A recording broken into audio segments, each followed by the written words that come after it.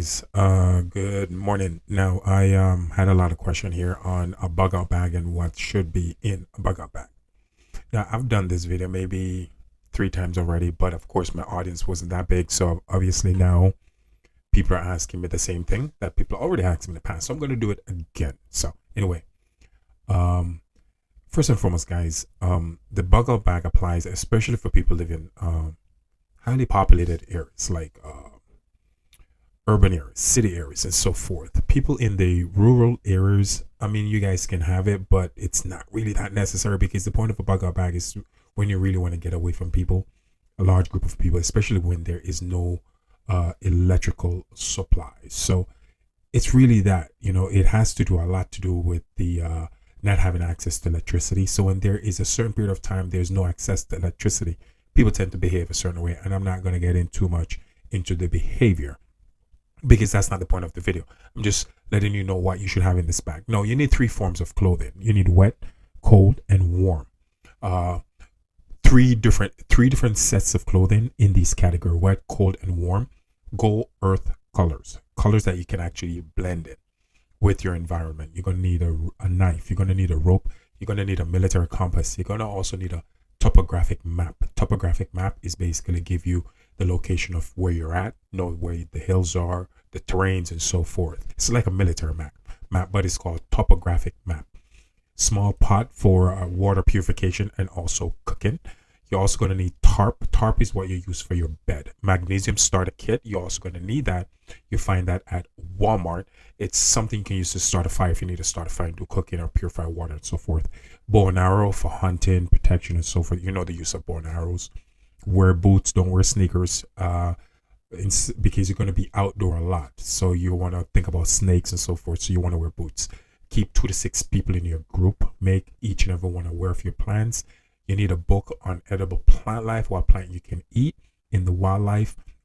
If you live in the city, guys, and your electric supply is out for more than 48 hours, I suggest that you start moving. Me personally, after 12 to 30, maybe 12, 15, 16 hours of not having any form of electricity, I will definitely move. It's just, I rather be safe than sorry. It's just how I think. But after 48 hours, you want to actually find places where you have electricity and places that not so populated if you're in the city. And also study your location, have a destination where to go, guys.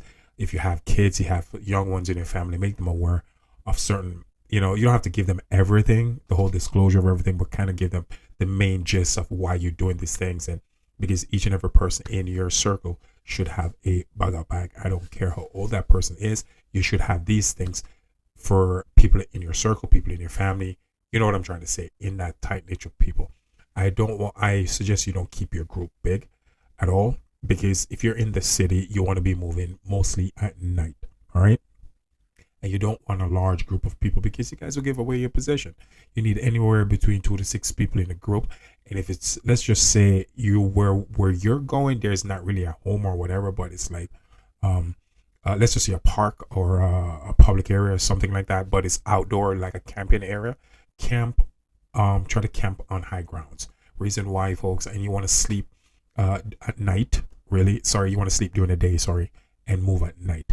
Now, the reason why you rather be on high grounds is because when you're on high grounds, you will see somebody coming before they see you. So it's a way of basically protecting yourself in times like that. So again, guys, I'm not trying to scare people.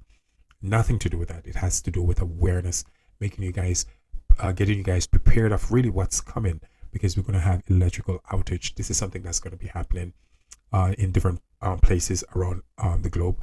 And you're going to see something like this happening anywhere between August 2nd to 4th.